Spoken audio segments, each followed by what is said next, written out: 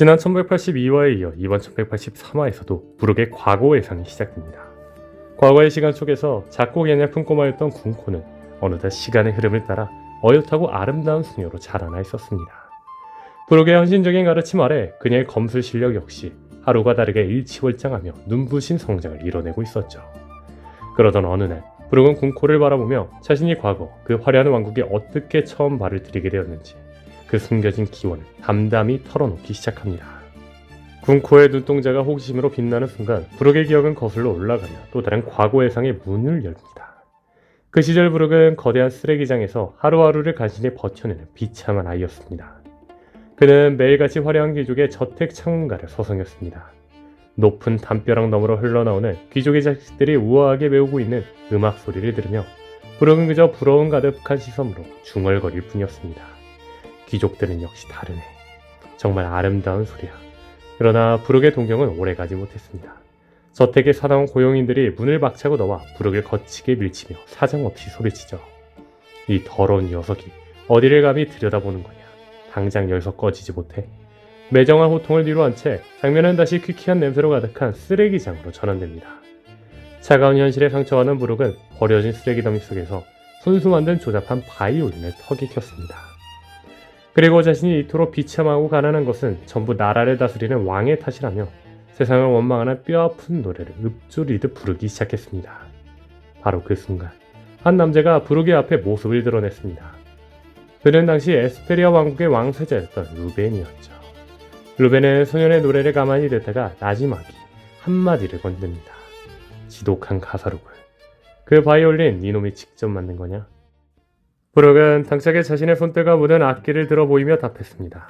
유리병이나 철사로 만든 거야. 제법 좋은 소리가 나지. 루벤은 엷은 미소를 지으며 답했습니다. 그렇네. 자유로워서 좋아. 그 따뜻한 한마디에 마음을 연 부록은 활짝 웃으며 너스레를 떨었습니다. 아저씨, 전에도 여기 왔었지? 혹시 내 팬이야? 그럴지도 모르겠네. 네 음악이 꽤 마음에 들어서 말이지.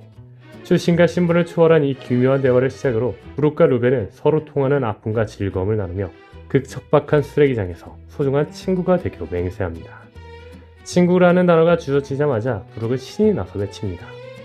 친구 기념으로 오늘은 내가 한턱 낼게 형씨. 마침 오늘은 운 좋게 메뚜기랑 개구리를 잔뜩 잡았거든. 내가 이래봬도 요리 솜씨 하나는 진짜 끝내준다고. 부록이 정성스레 구워온 요리를 받아든 루벤 왕세자는 음식을 입에 대기 전 문득 자신이 왕국에서 당연하게 누렸던 최고급 소고기의 맛을 떠올렸습니다.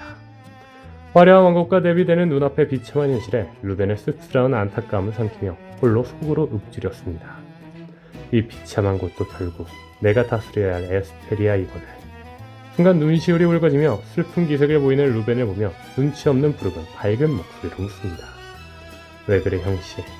눈물이 고일 정도로 맛있을 것 같아서 그래? 루벤은 차마 진실을 말하지 못한 채 가슴속 깊은 책임감과 슬픔을 억누르며 겨우 답합니다.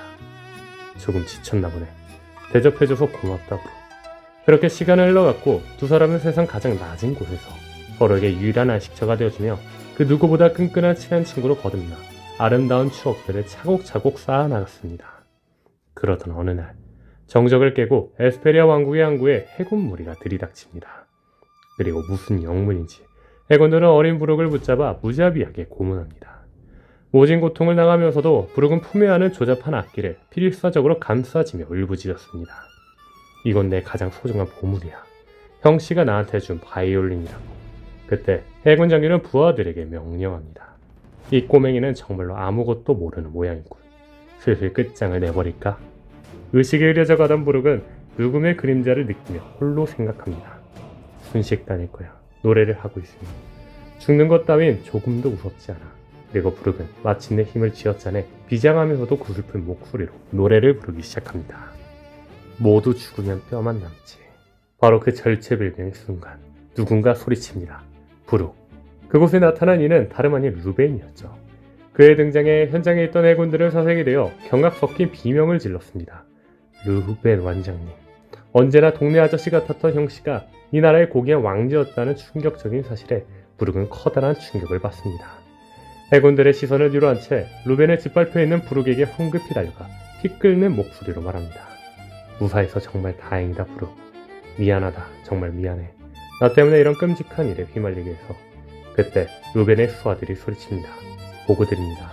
행운의 거래 상대는 암흑가의 무론일가. 그리고 그들이 은밀히 밀수하던 불법 약물과 운반책을 모조리 체포했습니다. 모든 전말을 알게 된 루벤 왕자는 검을 뽑아들고 해군들을 향해 거침없이 돌진합니다. 수하들이 혼비백산하며 만류하여 소리치죠. 왕자님, 사적인 감정은 제발 자제하십시오. 해군의 뒤에는 세계 정부가 버티고 있습니다. 그리고 장면은 왕국 내부의 침실로 전환됩니다. 그곳에서 부룩은 전신에 붕대를 감은 채 무사히 치료를 받고 있었습니다. 정신이 든 부룩의 곁으로 캔들 호위 단장이 다가옵니다. 그리고 그녀는 부룩의 머리를 다정하게 쓰다듬으며 말하죠. 설마 우리 왕자님께서 외출하셔서 이렇게 귀여운 친구분과 어울려 놀고 계셨을 줄이야. 이후 루벤 왕자는 왕세자로서의 강력한 권한과 능력을 발휘하여 갈 곳 없던 쓰레기장의 소년 부룩을 정식으로 왕국에 데려왔습니다. 그리고 그가 신분의 벽을 넘어 단단히 살아갈 수 있도록 왕국의 정시학교에 입가시켜 공부를 배울 수 있게 모든 조치를 취해주었습니다. 그 눈물겨운 소식을 전해 들으며 어린 부룩은 눈물을 하염없이 흘리고 이 장면을 끝으로 1183화의 끝이 납니다. 다음 주는 휴재입니다. 이번 1183화에서 가장 주목할 만한 포인트 중 하나는 부룩의 어린 시절이 티치의 어린 시절과 너무나도 닮아 있다는 겁니다. 사실 지금까지의 스토리 전개상 부룩과 티치는 단 한 번도 제대로 된 독대를 하거나 대놓고 서사가 얽힌 적이 없는 인물들입니다. 하지만 두 사람 사이에는 단순한 우연으로 치부할 수 없는 몇 가지 독특한 공통점과 떡밥이 있습니다. 가장 먼저 주목해야 할 연결고리는 두 사람의 출신지입니다. 부룩과 티치는 모두 서쪽 바다, 즉 웨스트블루 출신이라는 명확한 공통점을 지닙니다. 원피스 세계관에서 웨스트블루는 결코 평범한 바다가 아닙니다. 과거 세계를 파멸로 몰고 가려 했던 전설적인 해적 록스디 지백의 고향이자 공백의 백년의 진실을 품고 신들이 감추려 했던 갓벨리가 존재했던 상징적인 장소입니다. 또한 부룩이 수십 년 전 군대 호위전선 지휘관으로 활약했던 에스페리아 왕국 역시 이 웨스트블루에 위치하고 있습니다. 이러한 지리적 바탕으로 고고화적 추론을 더해보면 과거 공백의 백년 당시 거대한 전쟁에서 패배한 데비일족의 후손들이 세계 정부의 눈을 피해 웨스트블루 전역으로 흩어져 숨어 살았을 가능성이 높다는 결론에 도달하게 됩니다. 부룩과 티치가 같은 바다에서 태어난 것은 결코 우연이 아닌 혈통의 뿌리가 닿아 있음을 시사하는 첫 번째 단서겠죠. 두 번째 단서는 부룩이라는 캐릭터의 본질과 원피스 세계관의 전설인 데비 존스의 연결성입니다. 부룩이 룸바의 적단 전멸 이후 슬러바크 편에서 첫 등장했을 당시 짙은 안개 속 유령선에서 홀로 찻잔을 들고 떠들던 기괴하고도 쓸쓸한 모습은 해적들 사이에서 구전되던 전설 속의 존재 데비 존스를 강하게 연상시켰습니다. 실제로 부룩이 겪어야 했던 반세기라는 시간 동안의 고립, 그리고 한번 죽었으나 보라하여 그림자 속에서 살아가는 동떨어진 삶은 데비 존스가 가진 모티브와 궤를 같이 합니다. 여기서 재미있는 건 이 데비 존스라는 존재가 작중에서 티치와 지백의 직계조선으로 강력하게 추정되는 데비 디 존스의 모델이라는 점입니다. 결국 부룩이 걸어온 비극적인 삶의 궤적은 그 역시 티치처럼 데비 일족에게 부여된 가혹하고도 저주받은 운명을 정면으로 짊어진 인물 중 하나일 수 있다는 방증이 됩니다. 이번 1183화 회상 연출에서 신하인 부룩이 왜 왕인 루엔을 향해 구로라고 하는지 이유가 밝혀졌습니다. 그런데 앞선 1182화에서도 분석했듯이 루엔 국악의 외형은 오다스미 초기 설정집에서 공개했던 검은 수염 마샬드 티치의 구상단계 초안 모습과 판박이입니다. 특히 특유의 턱선과 거구의 실루엣은 루엔 왕이 단순히 변방 왕국의 통치자가 아니라 티치와 데비 일족의 피와 유전자를 공유한다는 떡밥일지 모르죠. 즉 이번 브로라는 호칭은 오다스미 독자들에게 던진 고도의 서사적 장치로 이 두 사람, 그리고 더 나아가 티치까지 사실은 같은 데비 일족의 핏줄이다라는 사실을 암시하는 거대한 복선일지 모른다는 거죠. 또한 티치는 악마의 열매 어둠 열매는 모든 것을 빨아들이는 무의 인력이자 일족의 지옥을 상징합니다. 반면 부룩은 영혼을 저승에서 끌고 내려온 부활 열매 능력자이며 현재는 황천의 냉기까지 자유자재로 다룹니다. 그리고 데비 일족의 모티브가 된 데비 존스는 바다의 악마이자 죽은 해적들의 영혼을 거두는 저승사자입니다.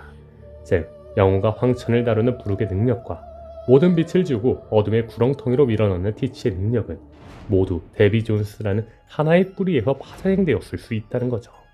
과연 부룩은 데비 일족일까요?